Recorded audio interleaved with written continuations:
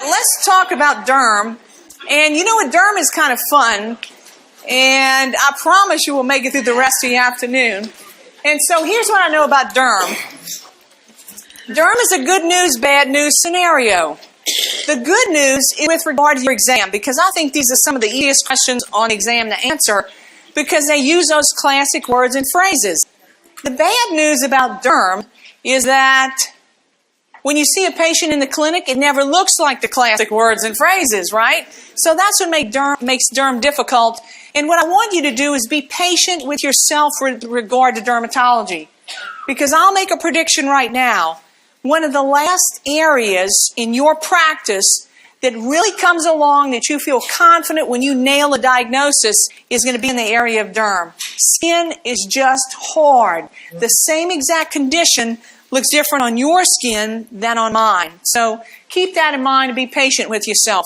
I also want you to think of your skin like a big raincoat.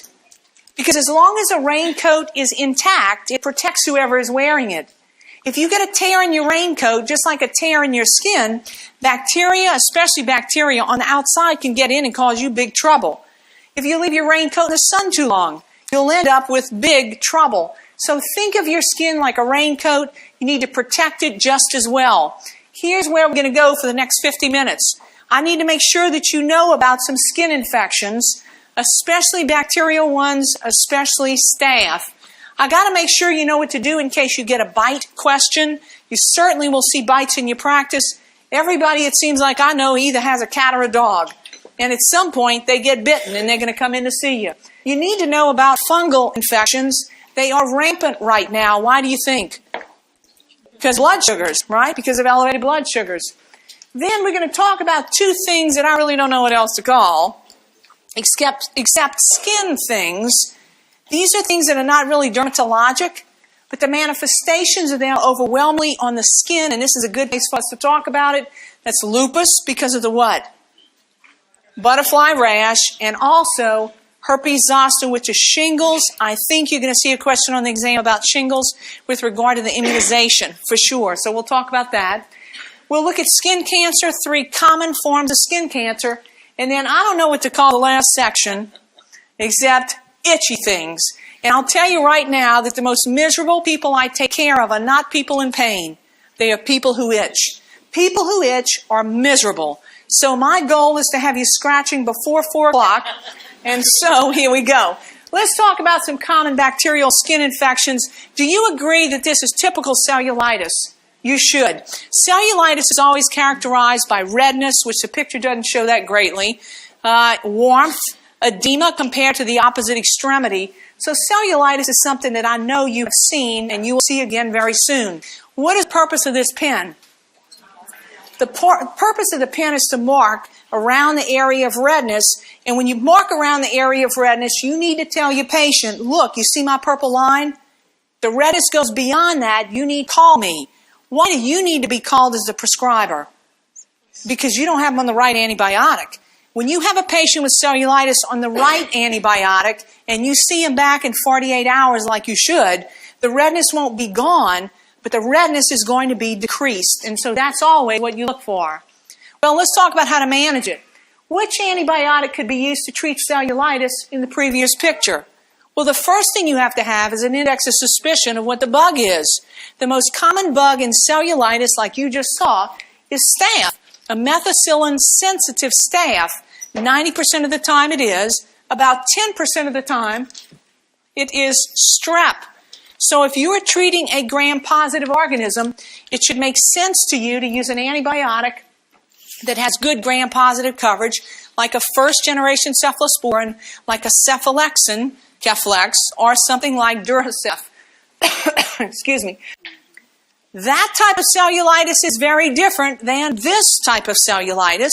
This is a purulent cellulitis, and this is not caused by methicillin-sensitive staph. What is this screaming at you? MRSA, right? A methicillin-resistant staph. In fact, I'll tell you, when you see things that look like that, you see those big pustules, you're supposed to look at that and say, when there's pus about, let it out. right? When there's pus about, let it out. And as you probably know from the new MRSA guidelines, we don't necessarily treat every pustule or abscess with an antibiotic. Your first line treatment for MRSA is not an antibiotic. It is always I&D. In other words, when there's pus about, let it out. Now, when we treat a non-purulent cellulitis, you should think methicillin-sensitive staph. We give a first-generation cephalosporin. When it is purulent cellulitis, as you saw in the previous picture, you should always think MRSA, and you treat accordingly. What do we give? We give something like what?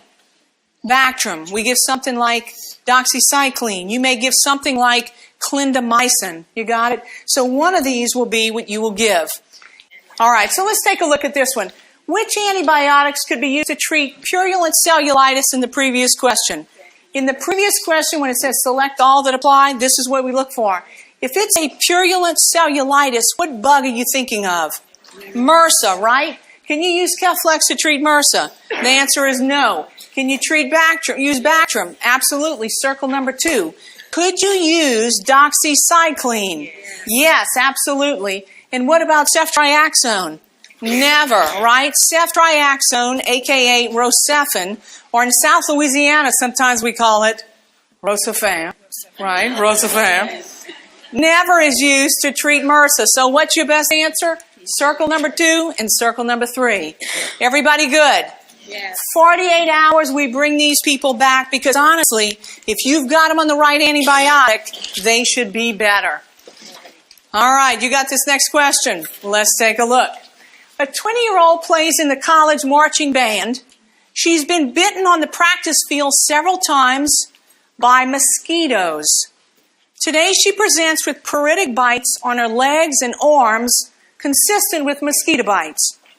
There is crusting around most of the bites. What condition does this describe? Well, it didn't use the word honey crusted, but I think you probably realize this is impetigo, and another name for that is pyoderma. So let me ask you something. Is it typical for a 20-year-old to get impetigo? No, not really at all. So circle number 2, and let's look at this. From the previous question regarding the 20-year-old who plays in the college marching band, what could be the cause of impetigo that apparently is in multiple places? Could it be poor hygiene? It could. Could it be elevated glucose levels? It could. Could it be HIV infection? It could. Could it be a steroid on board for asthma that was inhaled? Almost never, right? So what a circle? Number 1, number 2, and number 3. Let me ask you a question. If she's got impetigo, what is the most likely pathogen? Staph, right? It's an example of a staph infection. Here we are with bites. I told you that most people have cats and dogs, and so you're going to see a lot of bites from different animals. It's very, very common, and 2 things that you have to consider is the pathogen that is in the mouth of the cat or the dog that tends to be Pasteurella, gram negative, and the other bug you have to be concerned about is the one that is on the skin of the patient, which is typically staph. So when you treat this and you consider infection, these are the 3 bugs that you have to consider. So here's your patient. A patient was bitten by a dog about 2 hours ago. There are puncture marks and a small laceration on the right anterior thigh. What should be done at this time? If you got a patient with a dog bite, there are puncture marks, there's a laceration. The first thing you need to do because of the time it occurred 2 hours ago, you got to do number 1. You got to clean and flush it and see what's there. You certainly need to consider an antibiotic, but let me ask you, do you want to give an antibiotic like Augmentin for 7 to 10 days? No.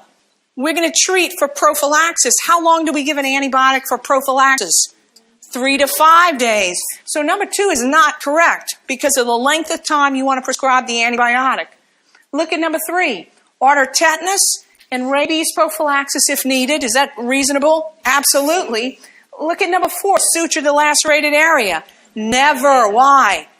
Because of the bugs that got in there. So you see your plan of care with a patient with a dog bite. So circle number 1 and circle number 3. Number 4 you never do. And number 2, if it's prophylaxis, it is 3 to 5 days with something like Augmentin. What about fungal infections? Well, we call these dermatophytic infections, and they are always characterized by the place where they occur. So if it occurs on the head, we call it tinea capitis. When it occurs on the body, we call it tinea corporis. And again, it's characterized by where it occurs. The organisms that most commonly cause fungal infections are these: epidermophyton, trichophyton, microsporum. You don't need to know those bugs, but I would like for you to recognize them if you see them. Listen, this is why fungal infections tend to be superficial, because these infections or these bugs survive on keratin. Where's keratin? Look at this picture of the skin. You see the keratin layer? It's the most superficial layer of your skin, which is why the vast majority of fungal infections are superficial. Why is that important for you as a prescriber? Because most of these fungal infections can be treated with a superficial antibiotic, a topical antifungal rather, not antibiotic. All right, so you should realize that healthy people get fungal infections, but people with diabetes are way more common to get it. So are people who have HIV or any type of immunocompromised state. Look at my question for you. What's commonly used to confirm diagnosis of fungal infections? Well, it's not a culture. It isn't a fungal culture. That's extraordinarily expensive and usually takes 28 days. What about KOH? Put a drop of potassium hydroxide on a slide, and typically you'll get your answer. A common form of a fungal infection that involves a nail is called onychomycosis, and it kind of looks like this. You see the picture? It's a fungal nail infection, and I want to tell you that this is probably the bane of my existence.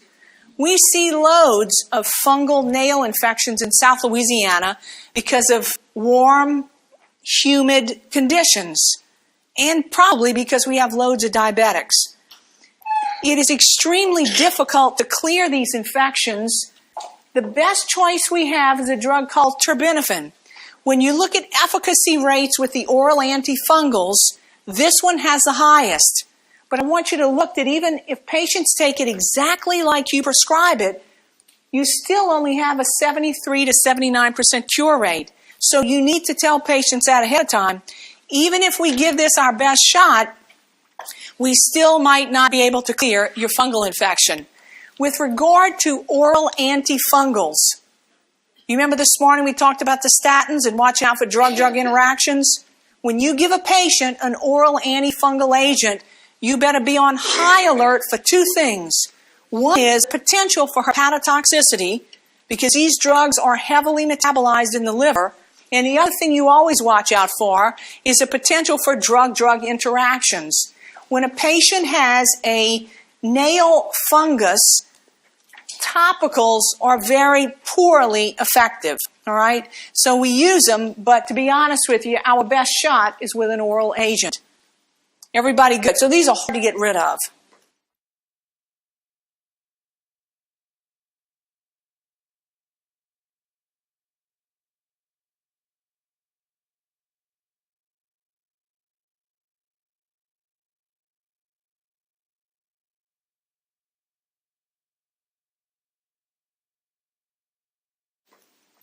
Look at my next question for you. A patient presents with a vesicular rash on the lateral neck with acute neuritis. Okay, wait, what is that? Vesicular, what does that mean? Vesicles. Acute neuritis. Is anybody thinking varicella zoster virus? You should be. What's another name for that? Shingles, exactly. It's a herpes zoster infection, and if you listen to the commercial with Terry Bradshaw for shingles immunization, this is what he says, and he's correct. 1 in every 3 adults will get shingles in their lifetime, and it's darn common. And so here's what happens. When you and I were a little girl or boy, we got exposed to the chickenpox virus. Right now, lying dormant in your nerve cells is that virus. If something awakens it, whatever dermatome it is awakened in will show an eruption of shingles. That's exactly what it is. The most important thing for you to remember about shingles is that it affects a single dermatome, never multiple dermatomes. When it affects multiple dermatomes, red flags ought to go up and bells ought to go off for you. What should that make you think of? Somebody who's immunocompromised, right? Somebody who's got diabetes that's way out of control. Someone who's HIV positive. So very seldom do we see it crossing multiple dermatomes. So here's the vesicular rash, and I'll be honest, as much shingles as I see, I don't see vesicles all that often, simply because they have ruptured by the time patients come in to see you, right? But this is a great example of a dermatomal rash. To be honest with you, this is a big old eruption.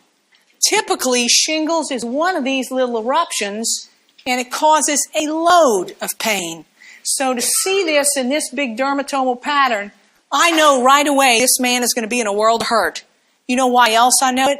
Because your trunk is loaded with nerve endings that will become inflamed. Haven't you taken care of a patient with a chest tube before? Do you know how painful it is to have that thing move? Do you know how you can't get them up and move them and make them cough? It hurts too much. Your trunk is loaded with nerve endings. So when shingles attacks or erupts on a trunk, it causes loads and loads of pain in patients who have it. So how do we help them? Well, you remember this afternoon when I told you about using an NSAID in low and high doses? Well, high-dose NSAIDs are where you take advantage of the anti-inflammatory effects of the NSAID. So I would encourage you to consider high-dose NSAIDs unless it is contraindicated in your patient, in addition to narcotic analgesics, to provide the greatest amount of relief in these patients who may have a load of pain. In addition to pain control for them when they have shingles, I want you to consider an oral antiviral agent, especially if you can get it into them within 72 hours of their onset of symptoms. What does that mean? The appearance of the rash, all right? So within 72 hours of the appearance of the rash, if you can get one of these oral antivirals in them, you stand the best chance of preventing post-herpetic neuralgia. If you are keeping a suffix list, all of the oral antiviral agents end in what suffix? Cyclovir, right? So that's what you'll do. Any immunocompromised patient, any oncology patient with shingles, always gets your biggest guns, all right? So go full blast on them with an oral antiviral and something for pain. What about the residual pain that we see after shingles called PHN, post-herpetic neuralgia? What's that about? It's the pain that comes after an episode of shingles has resolved. It can create months or even years of pain. We have a number of agents that we try to use to help pain, but to be honest with you, they're going to be patient-specific. And so I guess I gave this one to you. Look at my question. What's the most common complication of herpes zoster infection? It's post-herpetic neuralgia, right? It occurs in about 10 to 15% of people who have had shingles. So honestly, the chances are you won't get it. But for the poor 10 to 15% of people who do get it, they are absolutely miserable for weeks or months or even years. Excuse me. So we have an immunization called the shingles immunization. It's the one that Terry Bradshaw advertises, and it is in the routine immunization schedule for older adults. ACIP, the immunization arm of CDC, recommends that all immunocompetent people, 60 and older, should get this immunization. Why can it only be immunocompetent adults? Because it's a live vaccine, right? So they have to be immunocompetent. And again, the advantage of getting the immunization is that it decreases your risk of getting post-herpetic neuralgia. Everybody with me?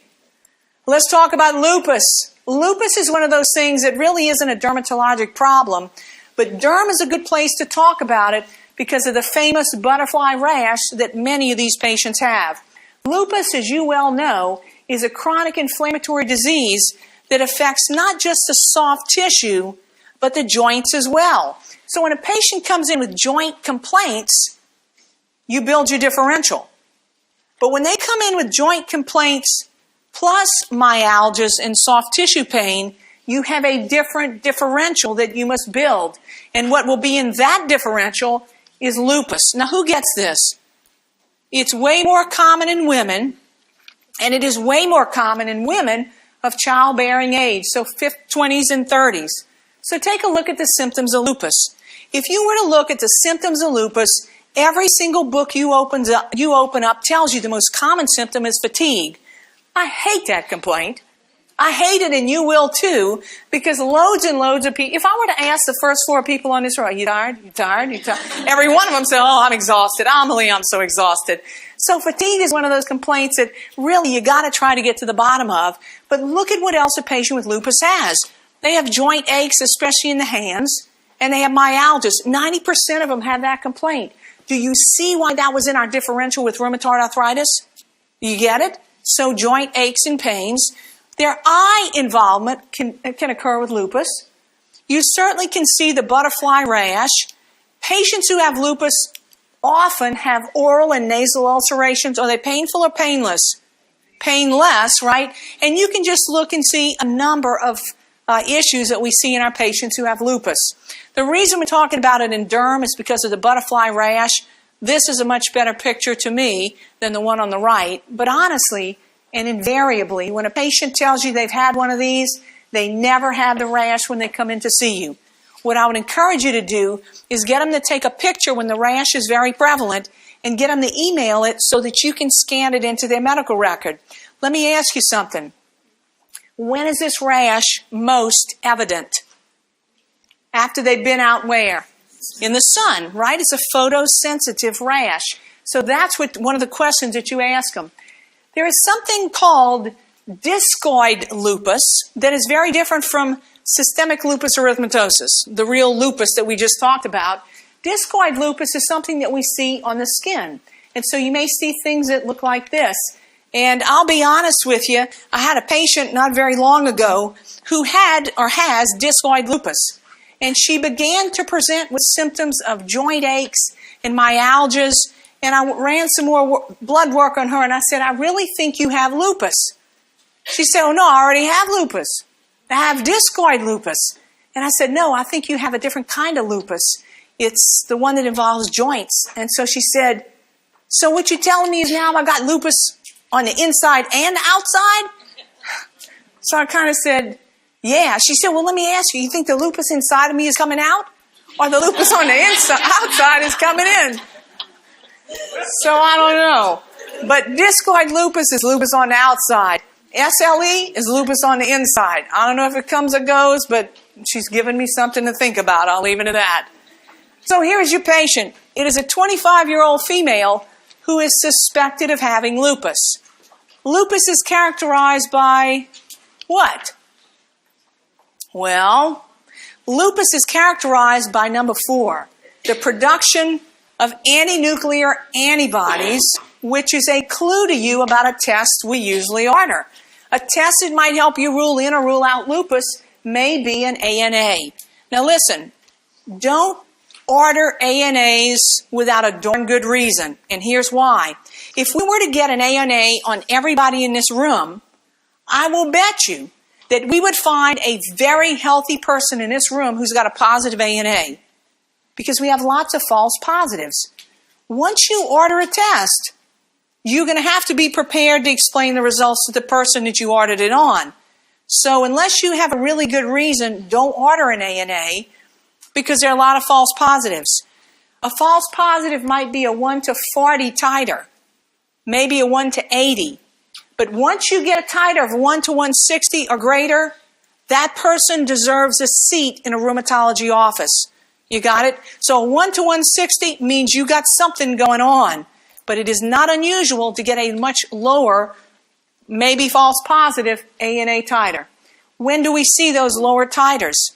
With other autoimmune disorders. Like what?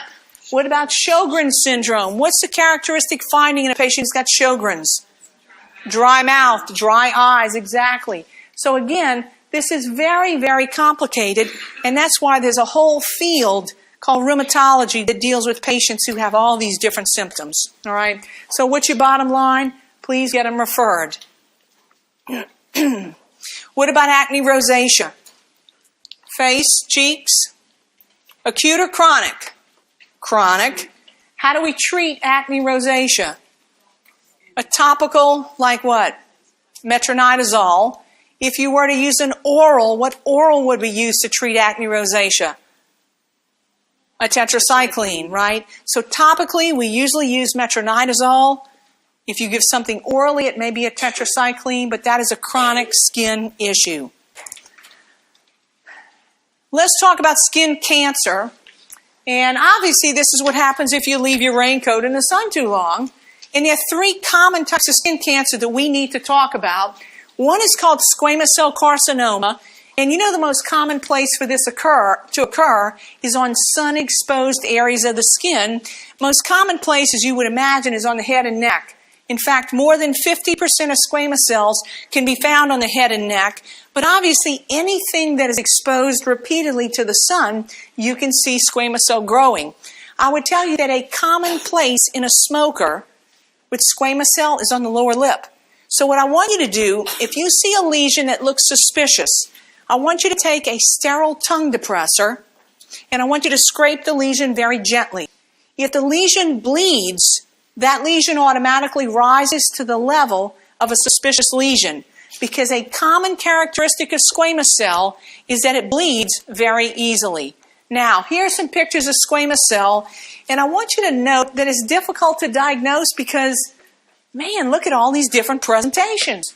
Here is one, obviously on the face. It's papular appearing, and to be honest, that doesn't look like an ugly lesion to me, but that is squamous cell carcinoma.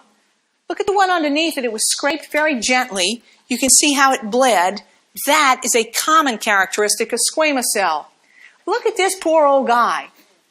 I mean, that's like a big old lesion. I'd like to ask him if he has a mirror at home, right? But listen, let me ask you something. If you're standing behind this guy in a line at the grocery store, I think you need to tap him on the shoulder and have a conversation. In fact, I'm pretty sure you'd get your community service points for the year if you started that conversation. So anyway, that thing on the back of that man's head, that needs to go, right? So squamous cell, I know you've seen it, but I'll bet you $10 that you've seen basal cell carcinoma. It is 40 times more common than squamous cell, and I know you've seen it. It's common in older patients, 50 and 60-year-olds. It's common and it appears where you think it would. Where would that be? Sun-exposed areas, head and neck are very common. A description that is often used, you'll use it in your notes, you'll see it on the exam. It is a pearly domed nodule. When you see that description, they are telling you basal cell. Now, who gets all these skin cancers? Anybody who's out in the sun can get it, but it is more common in light-skinned patients who are out in the sun, all right? So take a look at some of these examples of basal cell carcinoma. Look at this one. I would tell you that's a very kind of benign looking thing. I mean, that's not real impressive, but that's an example of basal cell. Look at the example of basal cell right here. It's pearly, domed, it's nodular. Both of these are examples of basal cell carcinoma. I would tell you that if you want a great free derm clinic, get on an airplane. If the flight is longer than an hour, about 45 minutes into the flight, I want you to get up. You know, as the plane door goes down, they turn down the oxygen concentration. So people who are like mildly sleepy go right to sleep. That's why so many people sleep on airplanes. So I want you to get up. I want you to go down the aisle and hear these people just like laid out and sleeping for you. And I want you just like to be looking at them. You would never believe all the lesions you see. And if you're real savvy, what I want you to do is bring your phone with you. Because you can just like... You will get the best pictures you ever saw in your life. And some of them might appear in a presentation one day. So you'll get the best derm clinic on an airplane you ever saw in your life.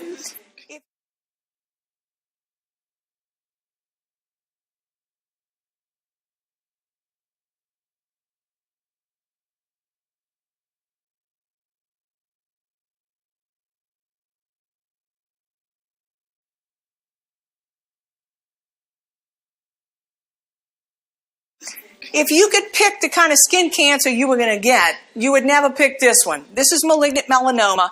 We have two ways to identify it. The one that is promoted by the American Academy of Dermatology and the American Cancer Society is that ABCDE mnemonic. And you probably learned it in school, where A represents a lesion that's asymmetrical. That should get your attention.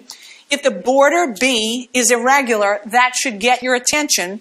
C stands for color variegation because, to be honest with you, the word melanoma means a tumor that arises from melanin-producing cells. Melanin-producing cells are the ones that give color to your hair, eye, nails, skin.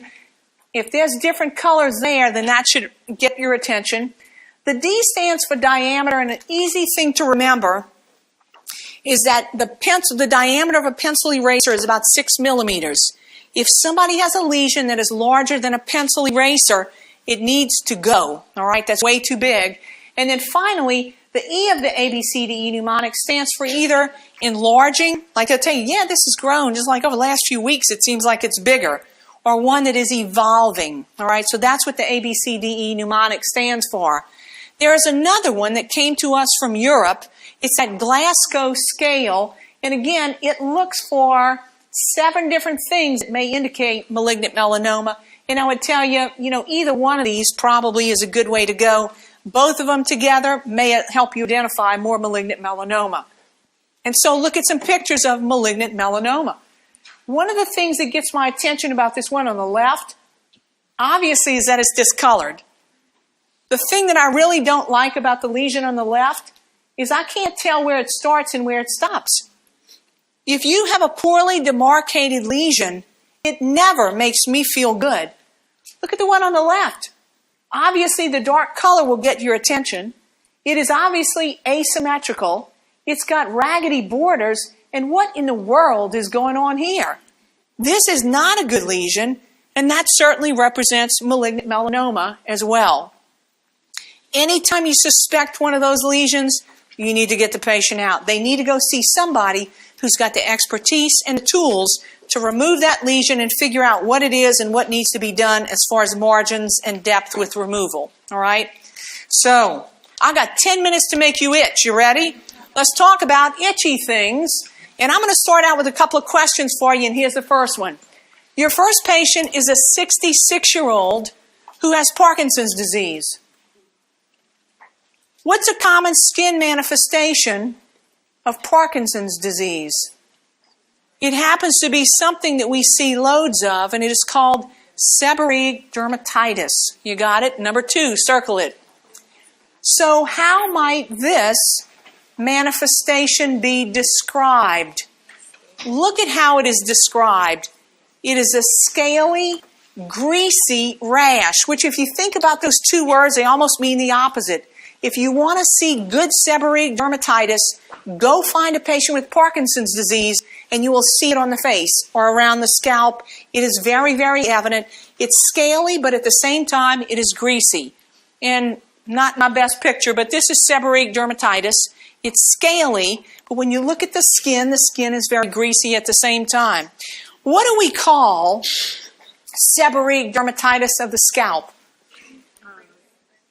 How about dandruff, right? Yeah. So anyway, seborrheic dermatitis can be in a number of places. When you see it on the skin, greasy, scaly, certainly consider some other diseases, and Parkinson's is one of them. Something else that makes people itch, that makes them miserable, is something called atopic dermatitis. When atopic dermatitis flares, it often is referred to as eczema. This is a clinical diagnosis. What does that mean? It means you make the diagnosis on clinical presentation. You got to be a good collector of the clues, and here they are. These people itch. So atopic dermatitis always itches. One clue is that they'll tell you, I've had this here before. It's chronic, it's recurring, and typically they have one or both of the other atopic illnesses. What other atopic illnesses? Asthma or allergic rhinitis. So asthma, allergic rhinitis, and atopic dermatitis run together. One of those miserable, itchy things that people have is contact dermatitis. It's where the skin comes in contact with something that it really, really doesn't like poison ivy, poison oak, poison sumac. What happens is when that thing touches your skin, it triggers an immune response. What does that tell you as a prescriber? It means, what does it mean? It means you got to give a systemic agent. We don't get rid of poison ivy by using a topical agent. If it triggers an immune response, you must give a systemic agent. So we give an oral steroid, an injectable steroid. We give oral antihistamines. Great example, once again, is poison ivy. But we have some other good examples too. Some people are allergic to nickel. Nickel is a common component in zippers and in some jewelry. And if you have a contact dermatitis to nickel, you'll end up with a rash that might look like that one. And I can tell you right now that that rash will be highly pruritic.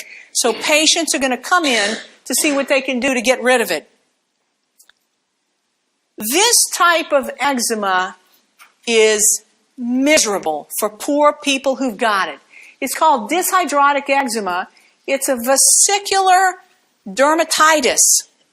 Where do we see it most commonly?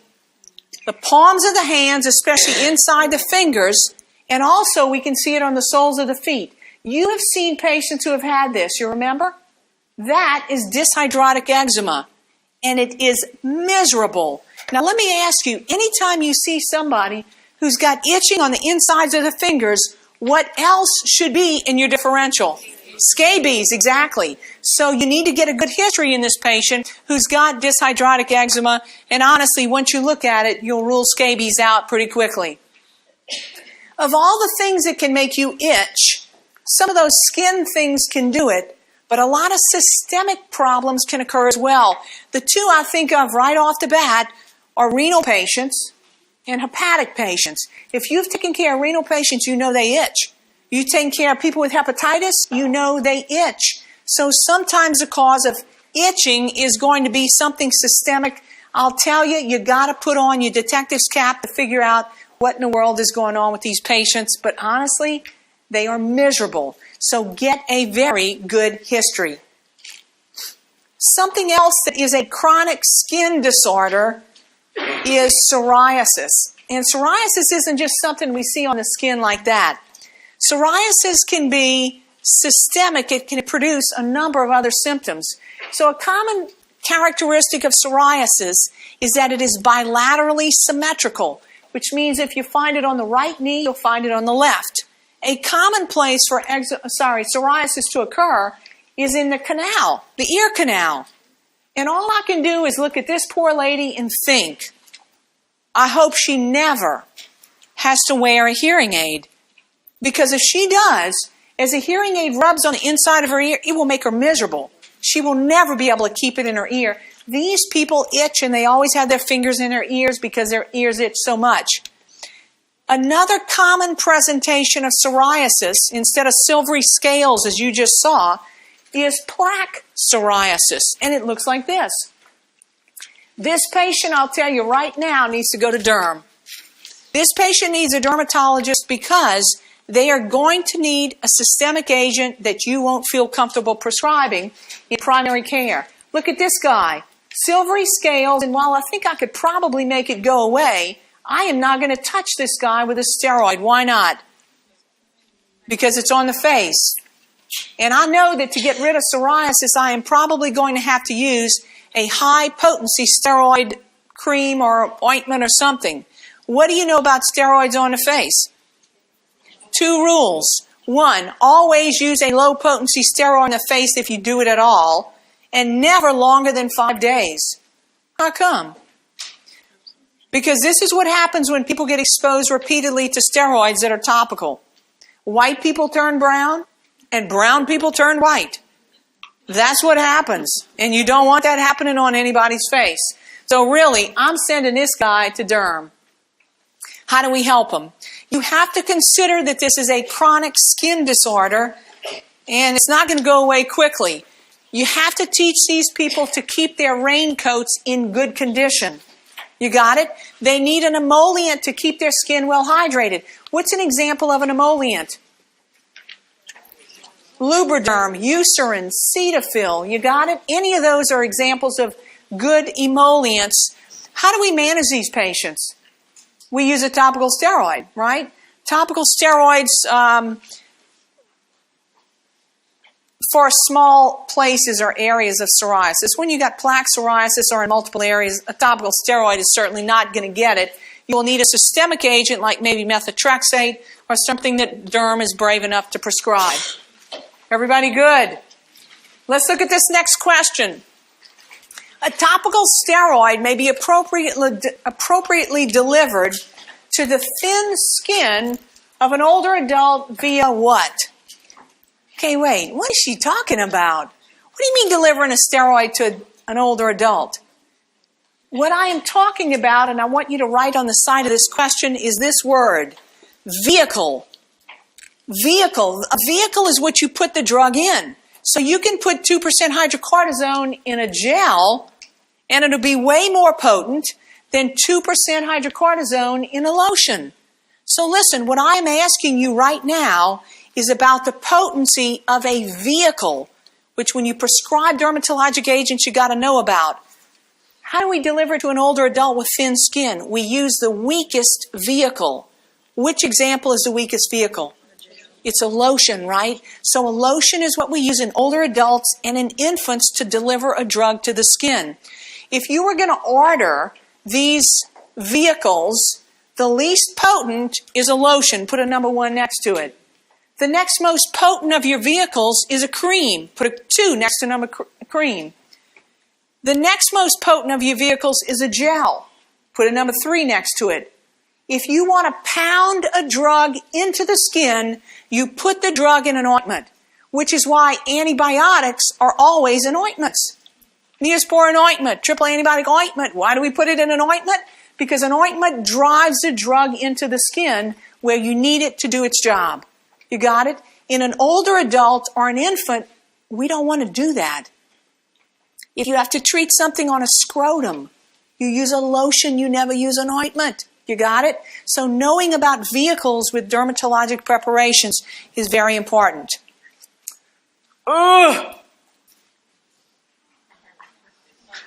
Which organism listed below may be diagnosed using the Scotch tape test? What is that? Pinworms. Oh, number 2. You remember about the Scotch tape test? Yes? Okay, that's it. Number 2? Sorry, pinworms, number 1. Sorry. All right, so pinworms, Scotch tape test. Look at your next question. Okay, it's 4 o'clock and this lady on the second row is itching. All right, I guess I got my goal. Here we go. A patient has scabies. Which contacts listed below should be treated? Okay, listen, if somebody's got scabies, all household contacts need to be treated. All sexual contacts need to be treated. All personal close contacts need to be treated. If you have the usual relationship with your office mate, they don't need to be treated, all right? So select all that apply, number 1, number 2, and number 4. Take a big, deep breath. Let's see where you are.